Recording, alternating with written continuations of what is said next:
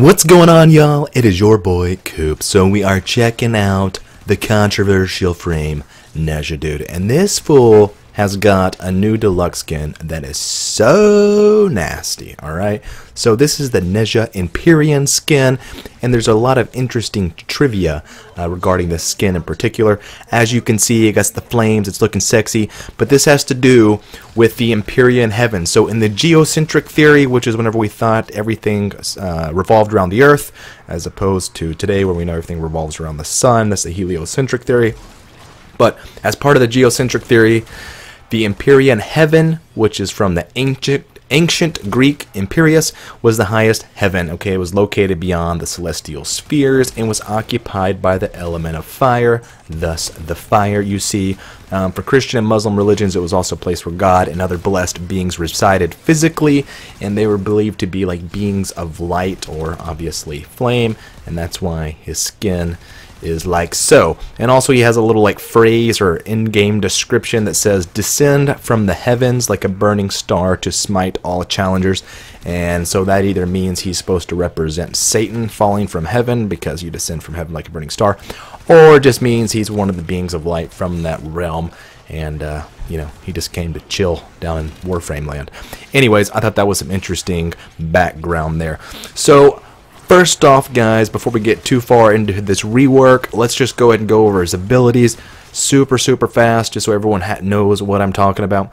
So first ability is fire feet. Alright, he runs around, his feet are on fire, he makes the ground catch on fire. I'm not gonna lie, it is a really sick looking animation. It's probably one of the coolest animations for any ability in the game. It just looks really legit. Now, its functionality is not that great, but if you are using, say, the Sylva and Aegis, and you want to go for like a melee, run of some kind, this actually becomes much more functional. It's like Volt's shocking speed, where everyone gets shocked when you get close to them. That's kind of similar. I was trying to write my name, I totally failed.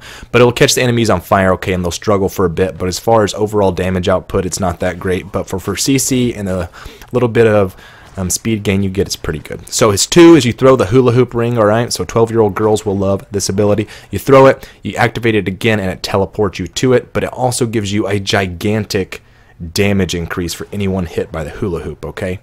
The third ability, guys, is the hula hoop shield, alright? The hula hoop shield, you know, gives you a shield. And his fourth is obviously the spears that come out of the ground, okay? They are also known as the phalluses of the earth.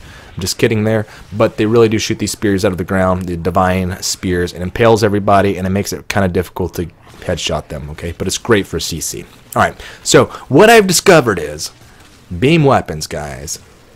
Beam weapons are the way to go with this fool. I'm sure there's some other combos that will be figured out in the future, but what I'm saying, bros, is do the beam weapons. Especially weapons like Atamos, okay, that chain the damage, because you don't have to hit the whole group. Just hit the one you're going to be shooting initially, and the damage is going to start from a much higher point, okay? So that initial guy, and just the rest of the group, if everyone else who's been hit by this is going to get this huge amount of damage. And with something like gas, now this is I believe this is corrosive I'm using on these guys right now, but with gas it's insane because the way gas multiplies, it's just absolutely crazy. So whenever you hit them with the hula hoop, guys, you can see they now have hula hoop pants also. And look at that, they drop energy orbs if you have killed them post hula hoop hit. Alright, this is kind of cool. The problem is it's not like Necros, where it's something that's just done almost like breathing, you know, it's just happening in your subconscious, you don't gotta think about it. And really that's something that makes Necros really awesome, is because those health orbs drop, so you can use things like health conversion mainly, but also equilibrium if you want. You're really not going to get away with that on Nezha. Well, I guess maybe you can, but you have to really consistently be using the 2. And the only reason I have this Atamos up here, so you guys can see, so you can correlate the exact build I have to the damage, in case you are wanting to know for comparison's sake. But something that is pretty awesome about his 2 is the exact amount of damage. The damage vulnerability you're going to get exactly correlates to the power strength you have in your build. So what I'm saying there is 200% power strength will give you a damage vulnerability of 200%. So that means you're doing 200% additional damage to the enemies with that. Basically, the way I read this is if you just have the base line of 100% power strength on your build, and you hit these guys, that should be doing your damage with the additional 100% damage. That's the way I read it. I could be misreading it, but I'm pretty sure that's how it works. At minimum, with 200%, you're getting ×2 damage, but I believe this would be 3 times damage.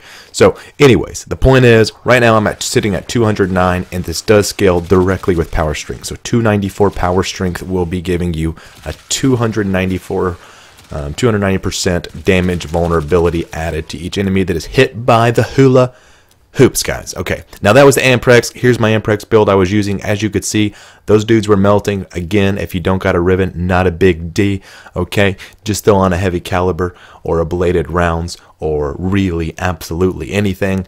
We're not really that needed. You can also throw on the Argeezy, scope if you feel like it, just whatever you want to. 90%. Another dual stat mod, depending on what you're going for. You know, that's pretty much completely up to you. So also, guys, some things worth pointing out. There's a synergy with his 4th ability. If you throw a chakram, one of the guys are like have stuck with the divine spears, this will create a 2nd chakram which will go around bouncing around and hitting enemies, which, you know, could be useful just for tagging more enemies overall. But the Atamos is one of the only ones that's really useful for hitting enemies while they are impaled. As you can see, guys, the Atamos with Corpus is insane because the way gas multiplies has a huge multiplier, and since these guys are starting off with like 4 times or 3 times more damage for the gas from its initial proc, all the additional procs on the enemies are starting out extremely high as well, and that is crazy. I mean, it's insane. So here is our basic Nezha build. Obviously, you can see I think I got like 224 power strength, something like that. Intensify, Transient, Augur Secrets, and Power Drift. Hunter Adrenaline, optional, but if you're doing really late stuff, you're trying to use it more like a Chroma, it's really nice. You got 90% damage reduction with your 3 activated. So this can help with that little bit of 10% damage, refill your energy all the time if you're going to be spamming your 4 or your 2 constantly. Even though with that, even just with that streamline on there, that really makes it pretty. He's very energy efficient at this point. So I just wanted to throw a non-beam weapon up here so you guys can see. With the hula hoops, guys, you're doing some serial damage, okay? It's absolutely crazy, all right? This thing, you know, this thing's launch, it's like a little fingernail filer launcher, or not a fingernail, what am I saying? I was thinking of a nail gun, and then I was thinking like nails and fingers. I don't know how I got to fingernail filer. We won't tell anybody about that. But the point is, it's like a nail gun. It's pretty legit. It's pretty awesome. So even just this kind of raw damage, not so much elemental. I do have some corrosive on here, but not a big thing. Just wanted to show you guys since it is a new weapon. Now clearly any weapon is going to just be significantly better just because they have such a high percentage of damage vulnerability. So if you want to give yourself a little bit more CC potential, I would go ahead and throw an Augur Reach up there instead of Hunter Adrenaline or Augur Secrets. I really don't think you need more range than that, but if you want to just knock out the whole map, you can do that. That's really not what this build is centered around, but you absolutely can. You can also throw more armor mods on to help your 3 out for that extra amount of shield that you can get there. It's just kind of up to you. You can tinker with this. I'm trying to just giving you a baseline.